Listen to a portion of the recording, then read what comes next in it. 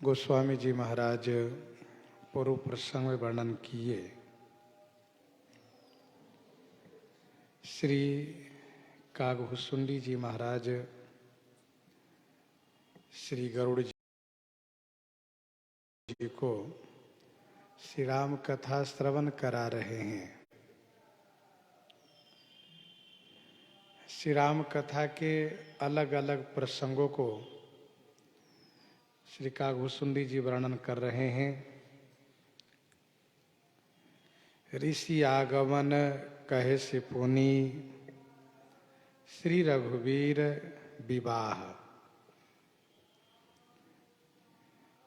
श्री विश्वामित्र जी का आगमन और श्री रघुवीर का विवाह वर्णन किए। आगे अयोध्या कांड का प्रसंग प्रस्तुत कर रहे हैं। बहुरी राम अभिषेक प्रसंगा पुनि निर्पवचन राजरस भंगा। बहुरी राम अभिषेक प्रसंगा पुनि निर्पवचन राज रस भंगा। बहुरी माने फिर से,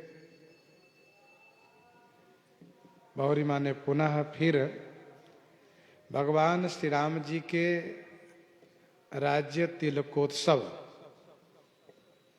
का प्रसंग वर्णन किए। श्री राम जी के अभिषेक का प्रसंग अर्थात तिलकोत्सव की तैयारी का प्रसंग, और पूर्णिमा ने फिर निर्पवचन और राजरस का भंग होना वर्णन किए।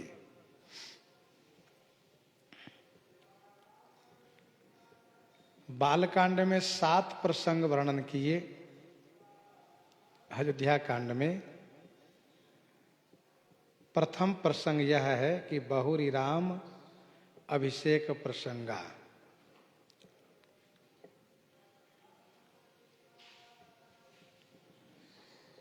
अयोध्या कांड के प्रथम दोहा से यह प्रसंग 24 दोहा तक वर्णन है।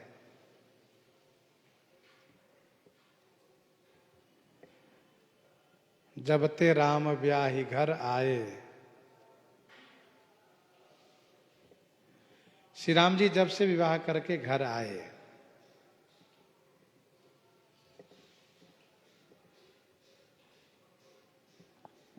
और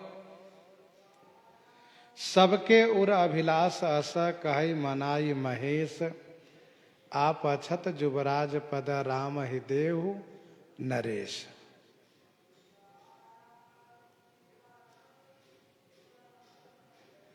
श्री राम जी जब से विवाह करके घर आए तब से श्री अयोध्या जी में नित्य नए मंगलोत्सव हो रहे हैं।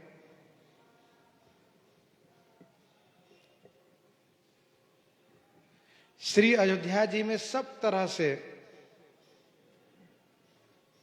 और सभी ओर से सुख का आगमन हो रहा है।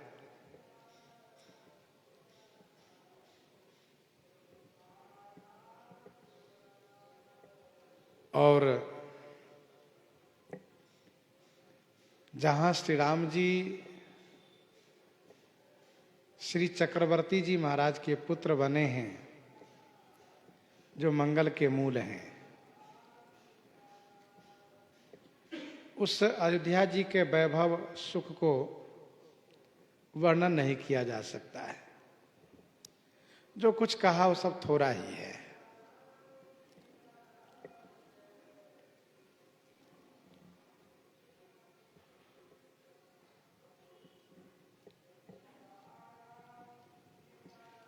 संपूर्ण अयोध्या वासियों के मन में यह एक विशेष कामना है कि श्री चक्रवर्ती जी महाराज अपने रहते हुए श्री राम जी को राजा बना दे। इस बात को महाराज से न कह करके भगवान शिव से मना रहे हैं।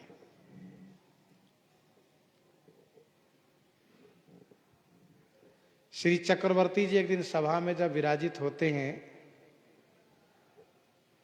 और सहज भाव से हाथ में दर्पण लेकर के अपने मुख को अवलोकन करते हैं तो कान के समीप सफेद बाल दिखाई देता है।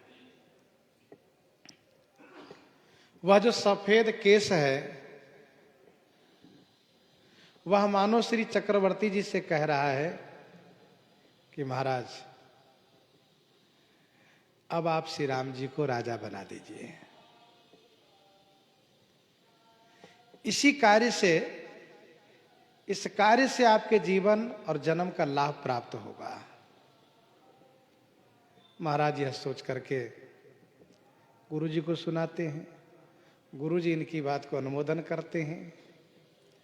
महाराज मंत्रियों को सुनाते हैं। महाराज के द्वारा मंत्री जब सुनते हैं तो मंत्री बड़े आह्लादित हो जाते हैं, बड़े आनंदित हो जाते हैं और मंत्रीगण अपनी प्रसन्नता दिखाते हैं, जिससे महाराज श्री चक्रवर्ती जी बड़े हर्षोल्लासित होते हैं। गुरु जी से तिलकोत्सव की तैयारी की अनुमति मांगते हैं। सामग्री के संदर्भ में गुरु जी से पूछते हैं। गुरु जी सभी सामग्री का नाम बताते हैं।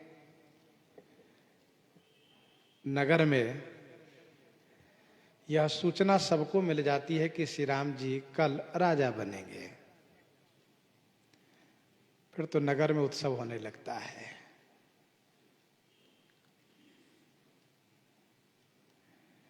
इस उत्सव से मंथरा को दुख हो जाता है। कारण यह है कि वह श्री सरस्वती जी के द्वारा श्री राम जी को वनवास कराने के लिए प्रेरित हो जाती हैं। तब वह श्री कैकेयी के पास जाती हैं।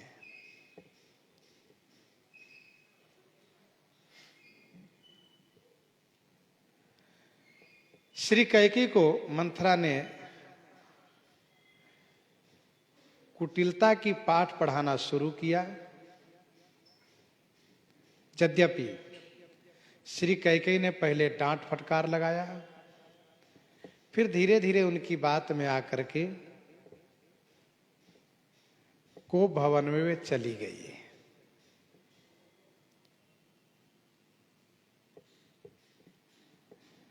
नगर में उत्सव हो रहा है। श्री कैकेयी कोप भवन में है। 24वें दोहा में है,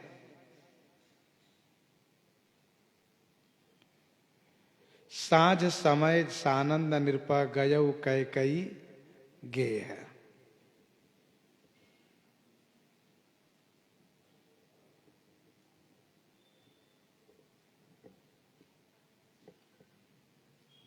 महाराज कैकेयी के महल में गए। इसके बाद प्रसंग प्रारंभ हो जाता है। दोहा संख्या 25 के प्रथम चौपाई से कोप भवन सुनी सकुचे उराऊ से नृप वचन और राज रस का भंग होना।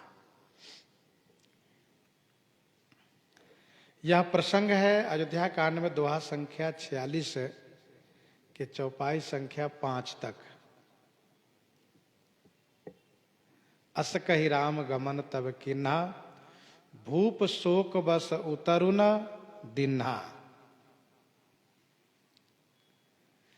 महाराजा श्री चक्रवर्ती जी कैकेयी जी के पास जाते हैं। मन में तमाम तर्क वितर्क करते हैं। पास में जाकर के उनको प्रसन्न करना, उनको प्रसन्न करके श्री राम तिलकोत्सव में सम्मिलित होने का प्रयास करते हैं। परंतु उनके मन में कुछ और है। इसीलिए वह महाराज को इस बात को याद दिलाती हैं कि आपने दो वरदान देने के लिए कहा था, लेकिन अभी तक आपने उसको दिया नहीं। समरासुर वाली घटना सुना करके महाराज को वरदान देने के लिए प्रेरित करती हैं। महाराज वरदान देने के लिए श्री राम जी की शपथ खा लेते हैं। श्री कैकेयी श्री भरतलाल जी का राज्य, श्री राम जी का वनवास मांगती हैं। सुनकर के महाराज बड़े शोकाकुल हो जाते हैं। श्री कैकेयी को समझाने का बहुत प्रयास करते हैं। जब श्री कैकेयी नहीं मानती हैं तो उनको परित्याग कर देते हैं और श्री राम नाम का आश्रय ले लेते हैं।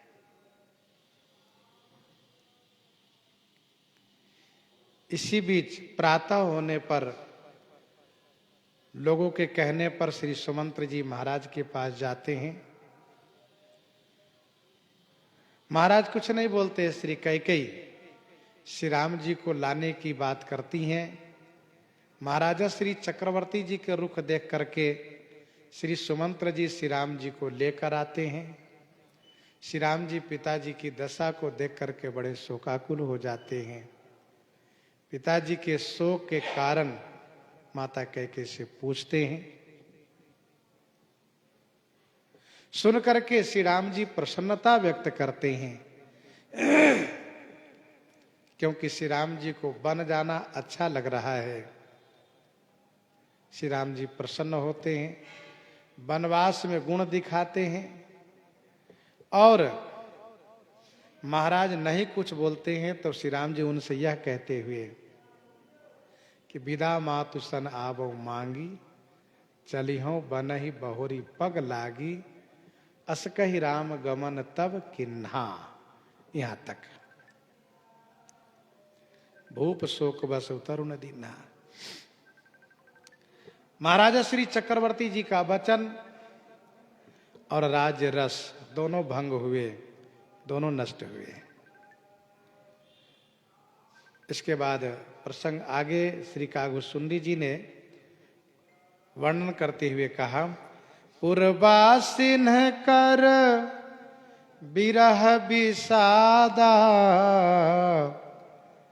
कहे श्री राम लक्ष्मण संवादा, कहे श्री राम लक्ष्मण संवादा।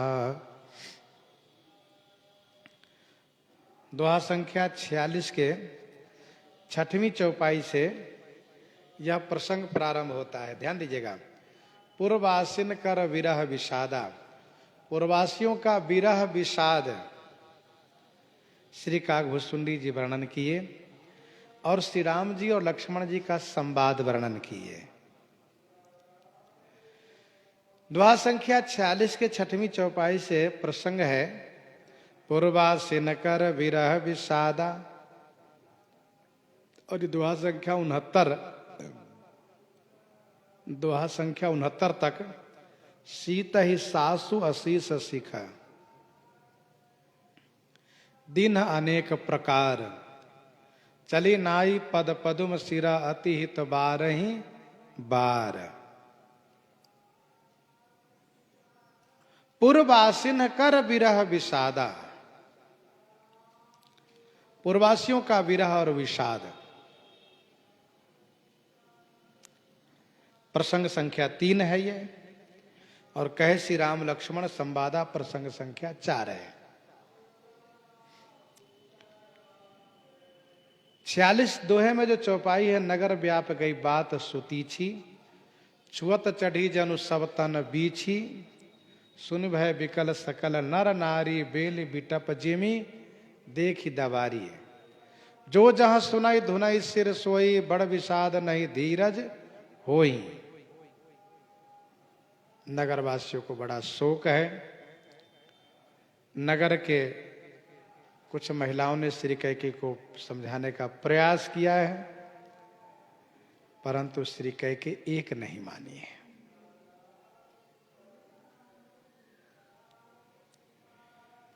श्री राम जी माता कौशल्या जी के पास गए, उनके चरणों में वंदन प्रणाम किए हैं। माता कौशल्या जी अपनी प्रसन्नता प्रकट करती हुई श्री राम जी को कुछ खाने के लिए कहती हैं।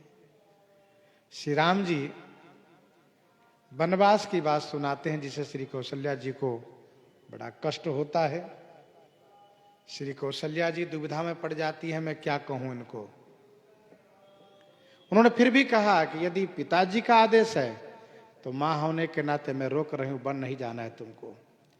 लेकिन यदि माता और पिता दोनों ने कहा है तो आप वन को जाइए।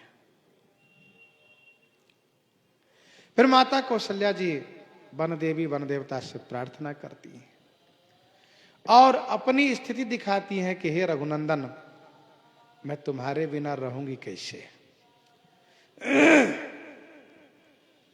श्री राम जी माता कौशल्या जी को समझाते हैं। इसी बीच श्री सीता जी समाचार पाकर के पास में आती हैं। श्री सीता जी को देख करके श्री कौशल्या जी विह्वल हो जाती हैं। श्री सीता जी की सुकुमारता को वर्णन करती हुई श्री कौशल्या जी श्री सीता जी को घर में रखने का प्रयास करती हैं और श्री राम जी को समझाने के लिए कहती हैं, स्वयं समझाती हैं। श्री राम जी श्री सीता जी को समझाते हैं। श्री सीता जी अपनी परिस्थिति दिखा करके साथ में ले चलने के लिए प्रार्थना करती हैं। श्री राम जी श्री सीता जी को साथ चलने के लिए अनुमति देते हैं, आज्ञा देते हैं। माता कौशल्या जी व्याकुल हो जाती है। फिर श्री सीता जी श्री कौशल्या मां को समझाती हैं। श्री कौशल्या माता श्री सीता जी को आशीर्वाद देती हैं। तो पूर्वासिन कर विरह विषादा के अंतर्गत पूर्वासियों का विरह, मां कौशल्या का विरह, श्री सीता जी का साथ होने की बात, श्री सीता जी का दुख, ये सब वर्णन है इसमें। इसके बाद प्रसंग है कैसे राम लक्ष्मण संवादा। द्वा संख्या अयोध्या कांड में 70 से यह प्रारंभ हो जाता है। समाचार जब लक्ष्मण पाए, व्याकुल बिलख बदन उठी धाये। श्री लक्ष्मण जी जैसे समाचार पाते हैं, श्री राम जी के चरणों में आकर के वंदन प्रणाम करते हैं। श्री रघुनाथ जी लक्ष्मण जी को देख करके कि ये तो मेरे साथ चलने को बिल्कुल निश्चय कर चुके हैं, घर में रहने के लिए शिक्षा देते हैं। श्री लक्ष्मण जी फिर अपनी दशा, अपनी स्थिति श्री रघुनाथ जी से निवेदित करते हैं।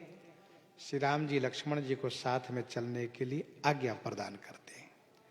श्री लक्ष्मण जी मां सुमित्रा जी से आज्ञा लेने तब जाते हैं जब श्री राम जी की आज्ञा होती है, और मां सुमित्रा से आज्ञा और आशीर्वाद लेकर के श्री राम जी के पास आ जाते हैं।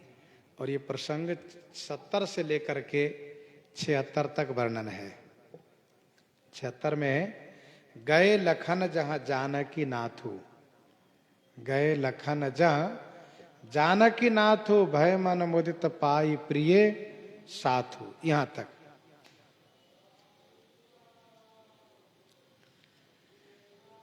विपिन गबन के बट अनुरागा, सुरसरी उतरी निवास प्रयागा, सुरसरी उतरी निवास प्रयागा। विपिन गबन के वट अनुरागा, विपिन गवन। विपिन गवन माने वन गवन प्रसंग, केवट का अनुराग माने प्रेम जो श्री राम जी ने देखा वह प्रसंग, और सुरसरी उतरी माने गंगा पार होना प्रसंग, और निवास प्रयागा, प्रयाग में निवास करना यह प्रसंग।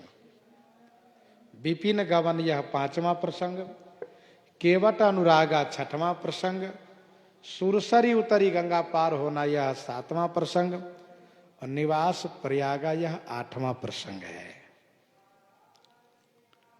विपिन गवन केवट अनुरागा, विपिन गवन यह अयोध्या कांड के दोहा संख्या 76, जो चौपाई संख्या 3 है। कहीं परस्पर पुर नर नारी, भली बनाई विधि बात बिगारी।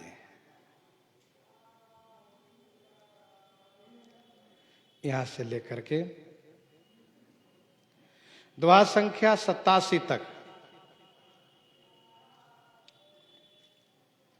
दोहा संख्या 87 तक वर्णन है विपिन गवन।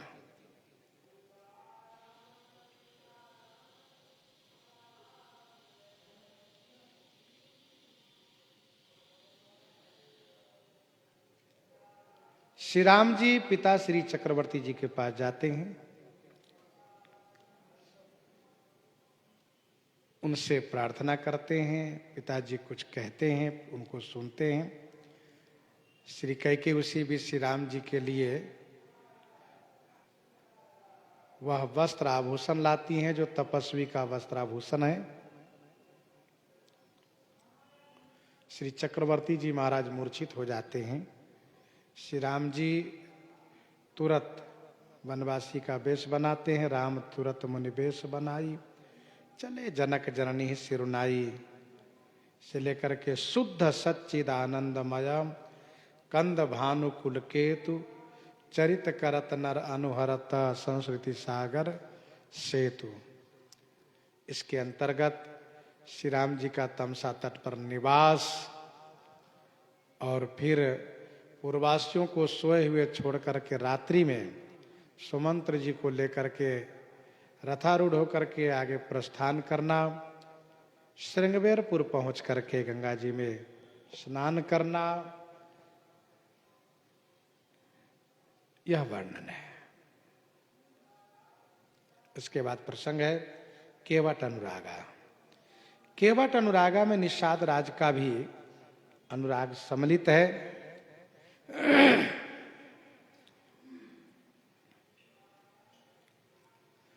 दोहा संख्या 88 में प्रथम चौपाई से यह सुधि गुहन निषाद जब पाई, यह सुधि गुहन निषाद जब पाई, मुदित लिए प्रिय बंधु बुलाए। भेंट के लिए कंदमूल फल लेते हैं, आकर के चरण में वंदन प्रणाम करते हैं, नगर में चलने के लिए प्रार्थना करते हैं। श्री राम जी पिताजी के वचन से वनवास करने की बात कहते हुए नगर में, गांव में, पुर में न रहने की बात करते हैं। सुनकर के सबको दुख होता है। श्री राम जी के लिए निषाद राज सिंसुपा वृक्ष की छाया में सेज की रचना करते हैं, कंदमूल फल भोजन के लिए इकट्ठा करते हैं। श्री राम जी निषाद राज के द्वारा प्राप्त कंदमूल फल को पा करके रात्रि गंगा तट पर सिंसुपा वृक्ष की छाया में विश्राम करते हैं। श्री लक्ष्मण जी सुरक्षा में जागते हैं तो उनके पास निषाद राज जाकर के अपने मन की व्यथा उनसे निवेदित करते हैं। श्री लक्ष्मण जी उनको खूब समझाते हैं। इधर प्रातः हो जाता है।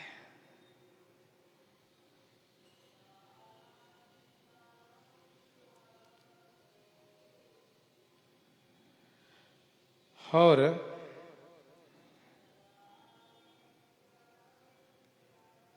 इसके बाद श्री राम जी जटा बनाते हैं बट के दूध से। देख करके सुमंत्र जी बहुत दुखी होते हैं। उनको समझा करके श्री राम जी विदा करते हैं। गंगा जी के तट पर आप आ जाते हैं।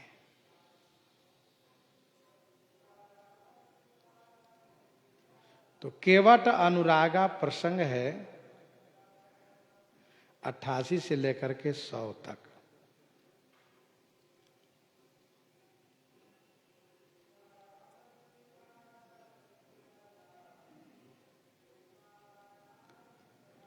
सुरसरी तीर आप तब आए, यहां तक। इसके बाद प्रसंग प्रारंभ हो जाता है सुरसरी उतरी। सुरसरी उतरी में उस केवट का प्रसंग है जो जिन्होंने नौका से श्री राम जी को पार किया है।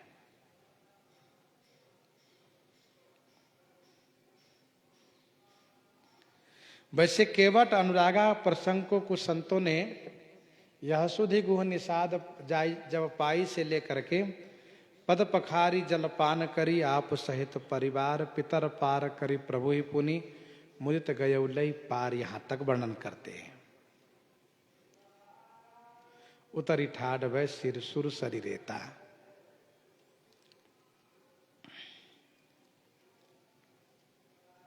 फिर भी सुरसरी उतरी प्रसंग को यदि विस्तार से हम वर्णन करना चाहें तो केवट अनुरागा में प्रसंग को निषाद राजगुह का प्रसंग मान लेना चाहिए, और दोहा संख्या 100 से मागी नाव ने केवट आना से लेकर के दोहा संख्या 105 तक सुरसरी उतरी प्रसंग है। श्री राम जी गंगा पार होने के लिए केवट से नौका मांगते हैं। वे बड़ी अटपटी बातें करते हैं। उनकी अटपटी बात से श्री राम जी मुस्कुरा देते हैं और पद प्रक्षालन की अनुमति देते हैं। पद प्रक्षालन करके और श्री राम जी को नौका में बैठा करके गंगा पार कराते हैं। निवास प्रयागा।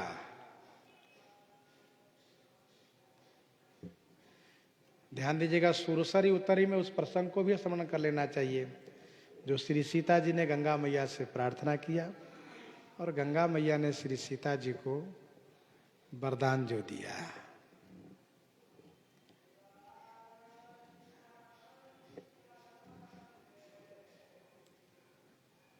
प्राणनाथ देवर सहित कुशल कौशलाई पूज ही सब मन कामना सुजस राई जग छाई।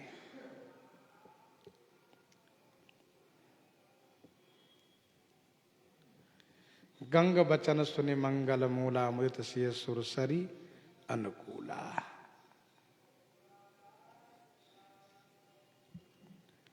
प्रसंग प्रारंभ हो जाता निवास प्रयागा।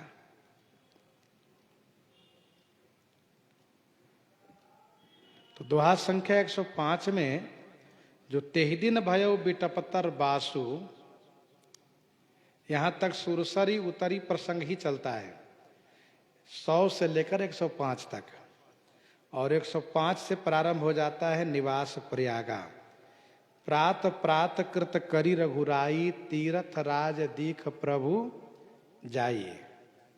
यहां से लेकर के दोहा संख्या 109 में विदा किए बटु विनय करी फिरे पाई मन काम, उतरी नहाए जमुन जल जो शरीर सम श्याम।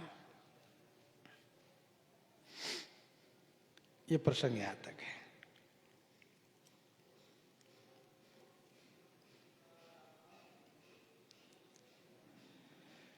फिर प्रारंभ हो जाता है वाल्मीक प्रभु मिलन बखाना,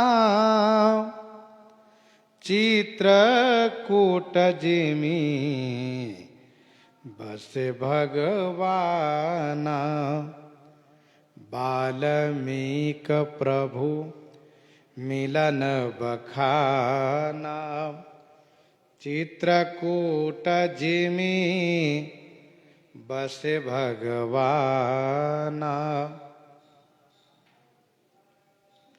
श्री वाल्मीकि और प्रभु श्री राम जी का मिलन बखान किए श्री कागभूषुंडी जी, और चित्रकूट जी में बसे भगवाना। चित्रकूट में जैसे भगवान श्री राम जी निवास किए उस प्रसंग को श्री काग जी ने वर्णन किया। वाल्मीकि प्रभु मिलन बखाना प्रसंग संख्या 9 है। चित्रकूट जी में बसे भगवाना प्रसंग संख्या 10 है। यह अयोध्या कांड के प्रसंग संख्या दर्शाई जा रही है।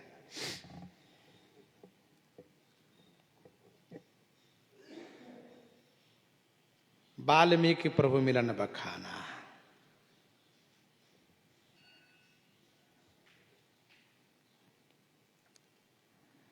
दोहा संख्या 110 से प्रारंभ हो जाता है।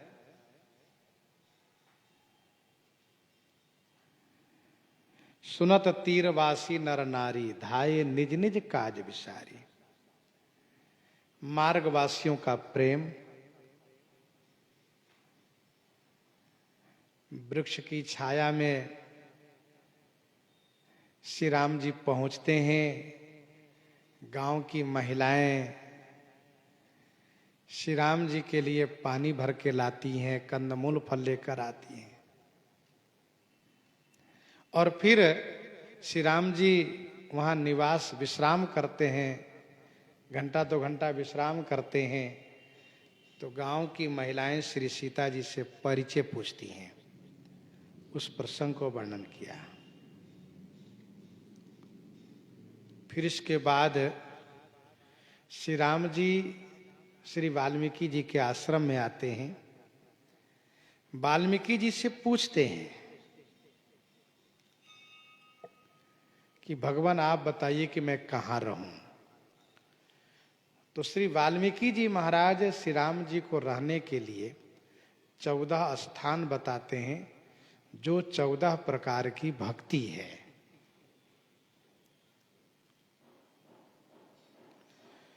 तो यह प्रसंग 110 से लेकर के सुनत तीरवासी नर नारी, धाये निज निज काज विसारी से लेकर के दोहा संख्या 132 तक है। चित्रकूट महिमायमित,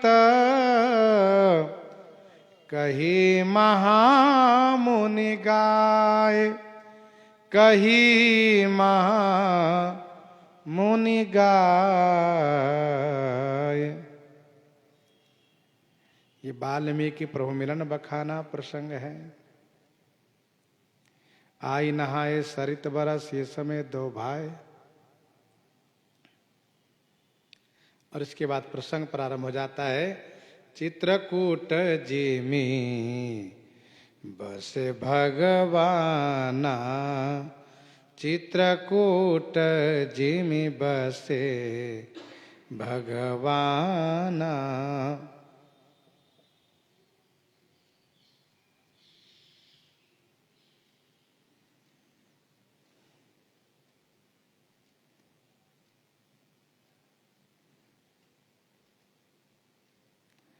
यह प्रसंग 132 से लेकर के 142 तक है।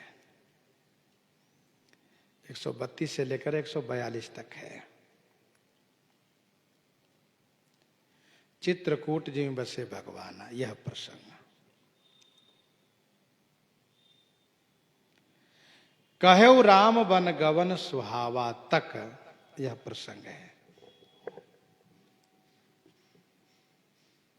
चित्रकूट महिमामित, कही महामुनि गाय से लेकर के कहो राम बन गवन सुहावा 142 दोहा के चौपाई संख्या 4 तक। चित्रकूट जी बसे भगवाना कहने का भाव यह है कि श्री राम जी चित्रकूट में अपनी भगवत्ता प्रकट किए। जिनमें खड़ैश्वर्य है वे भगवान है। श्री राम जी अपनी भगवत्ता प्रकट किए, ऐश्वर्य प्रकट किए। कैसे? अमरनाग किन्नर दिशिपाला, चित्रकूट आए ते ही काला, चित्रकूट आए ते ही काला। यह ऐश्वर्य है। अमरनाग किन्नर दिशिपाला सब आ रहे हैं। धर्म रामवास बन संपत्ति भ्राजा, सुखी प्रजा जन पाए सुराजा। जस, जस का विस्तार किए, जस प्रकट किए।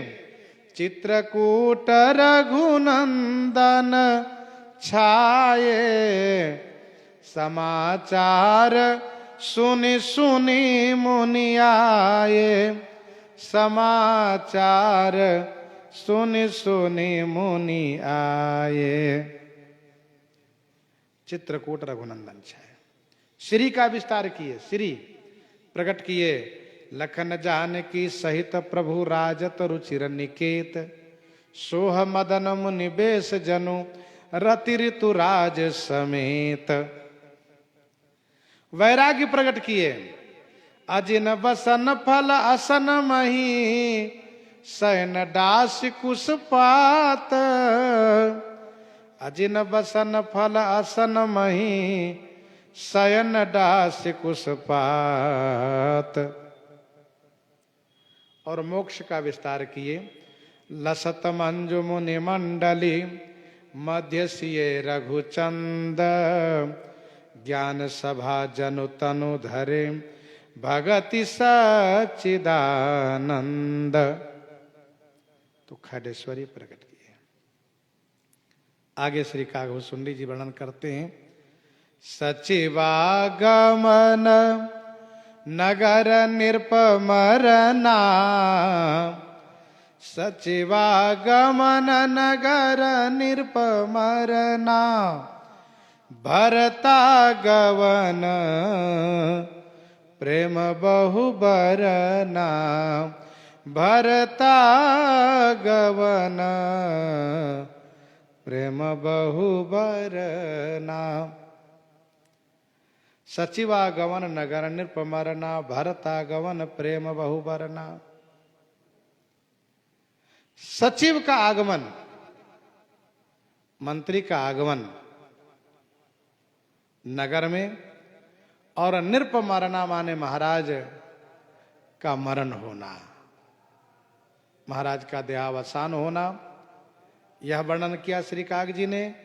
और भरता गवन प्रेम बहुबरना, श्री भरतलाल जी का ननिहाल से आगमन और उनके प्रेम को बहुत प्रकार से श्री कागभूषुंडी जी ने वर्णन किया।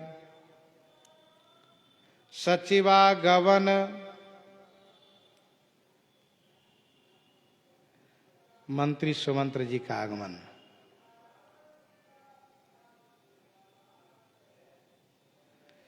दोहा 142 से,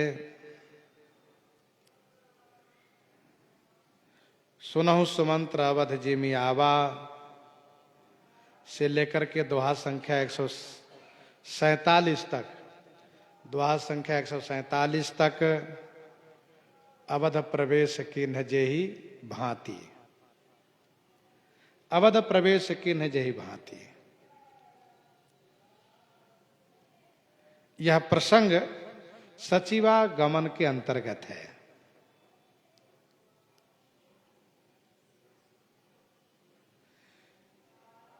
सचिवागमन नगर में यह प्रसंग संख्या 11 है, निरपमरना प्रसंग संख्या 12 है, भरतागमन प्रेम बहुबरना प्रसंग संख्या 13 है। महाराजा श्री चक्रवर्ती जी का देहावसान होना, स्वर्गवास होना श्री कागभूषुंडी जी ने वर्णन किया। दोहा संख्या 147 की उस चौपाई से, जिन जिन समाचार सुनि पाए भूप द्वार रथ देखन आए, रथ पहचाने विकल लखी घोरे, यहां से वर्णन है। सुमंत्र जी महाराज पहुंचते हैं श्री चक्रवर्ती जी के पास, और श्री चक्रवर्ती जी सुमंत्र जी को देख करके उनसे श्री राम जी के बारे में पूछने लगते हैं। सुमंत्र जी महाराजा श्री चक्रवर्ती जी को बहुत समझा बुझा करके और अपने महल को चले जाते हैं। इसके बाद श्री चक्रवर्ती जी श्री राम जी के विरह में बड़े व्याकुल हो जाते हैं। उस व्याकुलता में वह घटना याद आती है जो पूर्व काल में तापस अंध ने इनको श्राप दिया था। उस घटना को सुनाते ही महाराज व्याकुल हो जाते हैं, और फिर इसके बाद महाराज अपने शरीर का परित्याग कर देते हैं।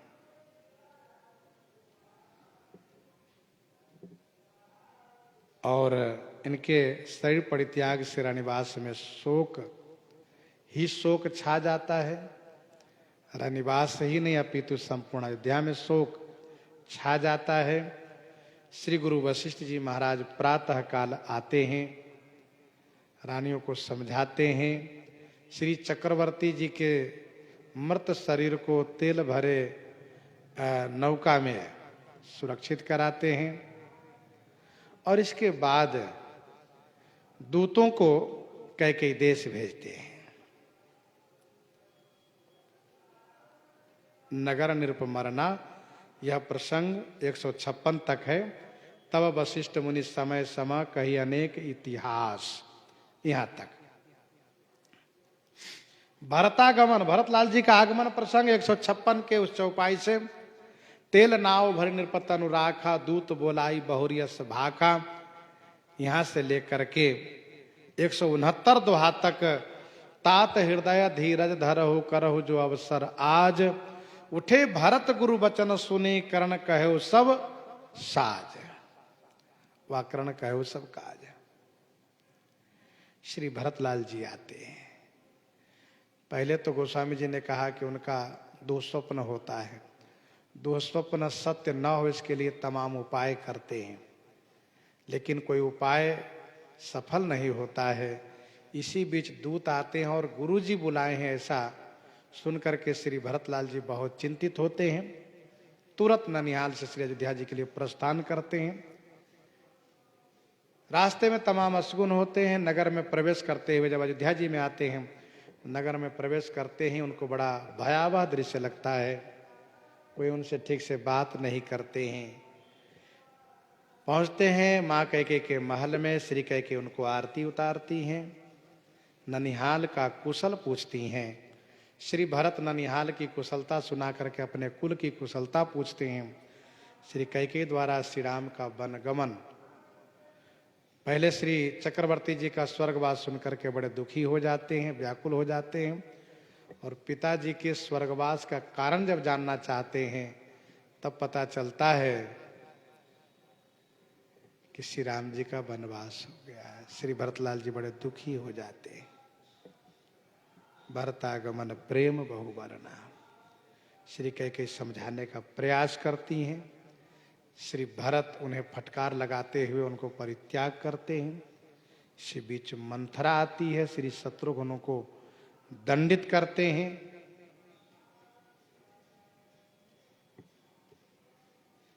इसके बाद श्री भरत मां कौशल्या जी के पास जाते हैं।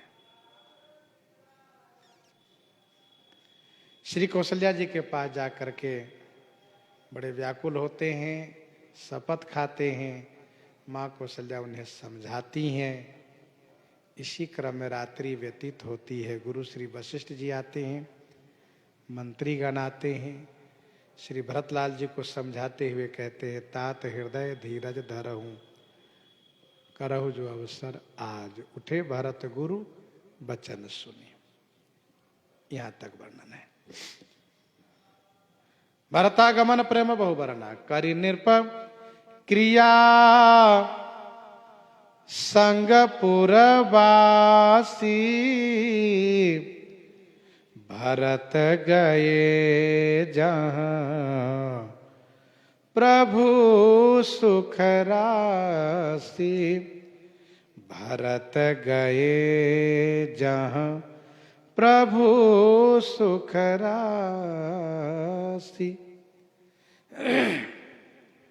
नृप क्रिया, राजा की क्रिया करके संगमपुरवासियों को लिए हुए श्री भरत वहां गए, कहां?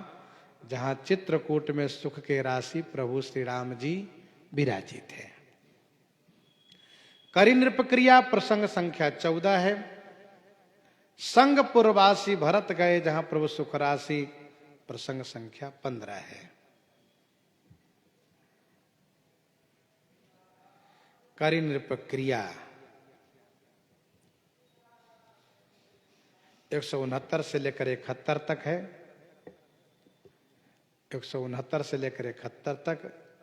नृपतनु वेद विदित अनवावा, परम विचित्र विमान बनावा, यहां से लेकर के पितुहित भरत की न जस करनी, सो मुख लाख जाई नहीं वरनी। यहां तक है। फिर 171 से प्रसंग प्रारंभ हो जाता है। संग पुरवासी भरत गए जहां प्रभु सुख राशि।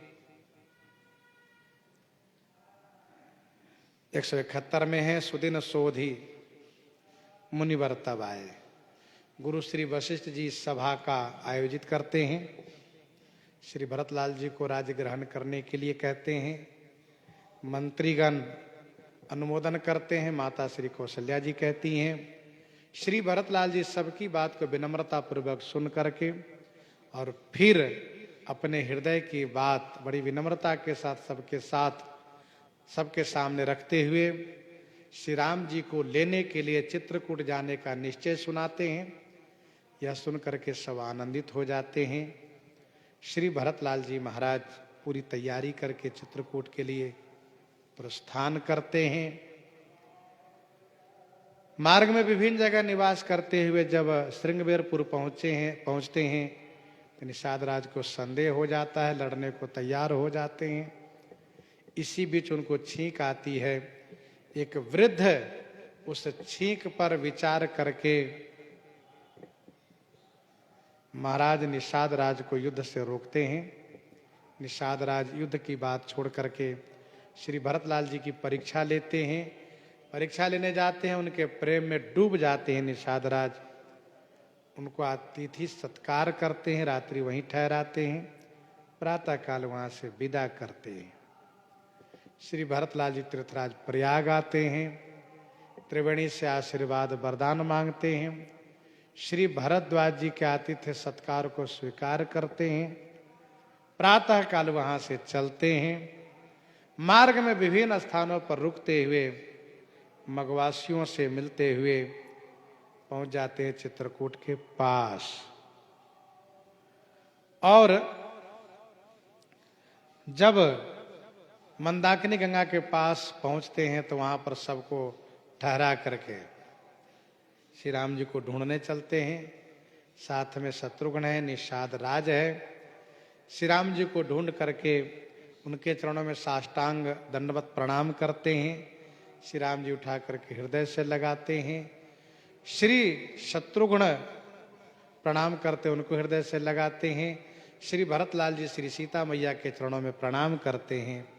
श्री सीता जी आशीर्वाद देती हैं तो सब विधि सानुकूल लखी सीता भेनि सोच और अपडर बीता।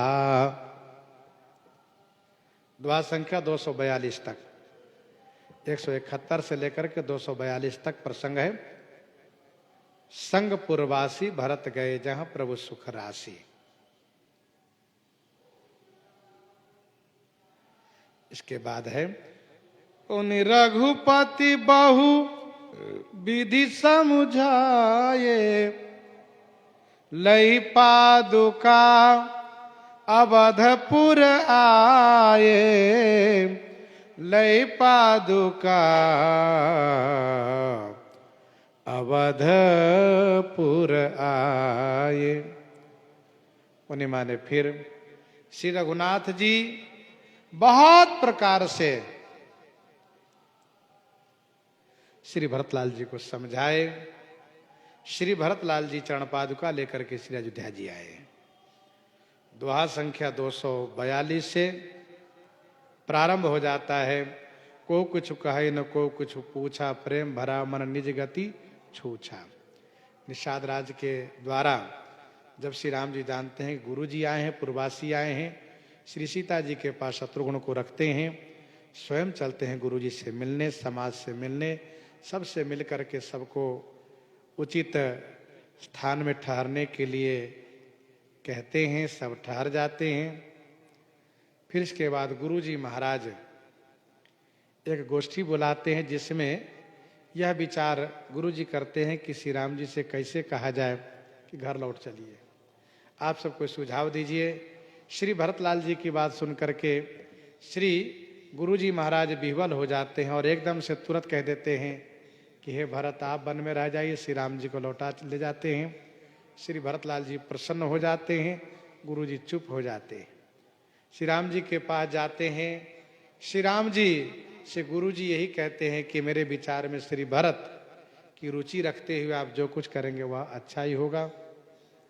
श्री भरत पर गुरु जी का अनुराग देख करके श्री राम जी बड़े आनंदित होते हैं। फिर इसके बाद श्री भरतलाल जी को समझाते हुए श्री भरतलाल जी से कहते हैं कि हे भरत आप जो कहो हम वही करेंगे। श्री भरत अपने मन की बात निवेदित करते हैं और प्रभु श्री राम जी को आज्ञा देने के लिए कहते हैं आप आदेश कीजिए। इसी भी सूचना आती है मिथिलेश जी आ गए हैं। फिर सभा समाप्त की जाती है। मिथिलेश जी का आगमन, उनकी आगवानी से मिलन, उनका सत्कार, फिर इसके बाद अलग अलग गोष्ठी होती है और फिर श्री राम जी के सामने सब उपस्थित होते हैं। श्री राम जी अपनी व्यवस्था दिखा करके 14 वर्ष के लिए राज्य पालन के लिए श्री भरतलाल जी से कहते हैं और श्री भरतलाल जी महाराज चित्रकूट दर्शन की कामना व्यक्त करते हैं। श्री भरतलाल जी की उस कामना को श्री राम जी पूर्ति करते हैं। फिर इसके बाद फिर सभा होती है। श्री राम जी श्री भरतलाल जी को राजनीति की शिक्षा दे करके समझाते बुझाते चरण पादुका दे करके उनको वहां से विदा करते हैं। लई पादुका अवधपुर आए। तो 242 से लेकर के 322 तक यह प्रसंग है। श्री भरतलाल जी महाराज चौथे दिवस अवधपुर आए। श्री अयोध्या जी आ गए और इसके बाद प्रसंग प्रारंभ होता है। ध्यान दीजिएगा। पुनि रघुपति बहुविधि समझाए। जैसा कि आपने सुना कि करिन प्रक्रिया प्रसंग संख्या 14 है। संग पुरवासी भरत गए जहां प्रभु सुखरासी प्रसंग संख्या 15 है और पुनि रघुपति बहुविधि समझाए प्रसंग संख्या 16 है। पुनि रघुपति बहुविधि समझाए लय पादुका अवधपुर आए, ये प्रसंग संख्या 16 है। और 17वां प्रसंग है भरत रहनी सम सुरपति सुत करनी प्रभु अरुआत्री भेंट पुनि बरनी प्रभु अरुआत्री भेंट पुनि बरनी भरत रहनी सुरपति सुत करनी। श्री भरतलाल जी की रहनी सुरपति सुत देवेंद्र के पुत्र जयंत की करनी और प्रभु श्री राम जी और अत्रि जी के भेंट, प्रभु श्री राम जी और अत्रि जी में जो भेंट हुई उस प्रसंग को श्री कागभूषुंडी जी ने वर्णन किया। भरत रहनी यह प्रसंग संख्या अयोध्या कांड में 17वां है। 17 प्रसंग अयोध्या कांड में है। द्वार संख्या 322 से अयोध्या कांड के समापन 326 तक श्री जनक जी महाराज श्री अयोध्या जी में 4 दिन निवास करते हैं और राज्य का बंदोबस्त करते हैं, सारी विधि व्यवस्था करते हैं। प्रभु श्री राम जी ने विदा करते हुए श्री भरतलाल जी को कहा था कि हे भरत तुम चिंता मत करो, परेशान मत हो, क्योंकि माथे पर गुरु मुनि मिथिलेशु हम ही तुम्हें सपने हूं न कलेशु। अर्थात सब निर्वहन गुरु जी के प्रसाद से होगा, उनकी कृपा से होगा, मिथिलेश जी की कृपा से होगा। तो मिथिलेश जी सब बंदोबस्त करते हैं। इसके बाद जनकपुर चले जाते हैं। श्री भरत गुरु श्री वशिष्ठ जी से आज्ञा लेकर के एक तपस्वी की रहनी में नंदी ग्राम में निवास करके रहने लगते हैं, जीवन यापन करने लगते हैं, तपश्चर्या पूर्वक जीवन जीते हैं और राज्य कार्य का संचालन करते हैं। तपस्या के साथ राज्य कार्य संचालन करते हुए राज्य कोष में 10 गुना धन का विस्तार यानी धन की वृद्धि करते हैं, कोष खजाना का संवर्धन करते हैं। तो भरत रहनी यह प्रसंग 17वां है। यहाँ तक अयोध्या कांड की कथा है। अब इसके बाद प्रारंभ कथा हो जा रही है अरण्य कांड की। सुरपति सुत करनी प्रसंग संख्या 1, प्रभु अरु अत्रि भेंट पुण्यवरणी प्रसंग संख्या 2। तो फिर अरण्य कांड, किष्किंधा कांड, आगे जो अन्य कांड की कथा है सब क्रमशः हम लोग श्रवण करेंगे। प्रसंग को यही प्रहृदयांगम करते हुए इस निवेदन के साथ भक्तमाल जी में प्रवेश करते हैं कि कल की तिथि भगवान श्री राम जी के विवाह उत्सव की है। अगहन शुक्ल पक्ष पंचमी तिथि को भगवान श्री राम श्री सीता जी के विवाह उत्सव मनाया जाता है। श्री अयोध्या मिथिला धाम में बड़े धूमधाम से यह उत्सव मनाया जाता है। अयोध्या जी में विभिन्न आश्रमों से बाराती निकलती है, जिसमें मंत्रार्थ मंडपम, बड़ी जगह, रंगमहल, कनक भवन, इस प्रकार से जानकी महल, विभिन्न आश्रमों से यह बाराती निकलती है और बाराती लगभग 2 बजे के बाद निकलने लगती है। इसीलिए बाराती दर्शन, विवाह उत्सव के दर्शन के लिए कल कथा विराम रहेगी और फिर परसों से हम लोग कथा के क्रम में श्रवण करना प्रारंभ करेंगे। तो आइए श्रवण करते हैं श्री भक्तमाल जी से। हाँ संत भगवान श्री राम नाम की गर्जना हो जाए।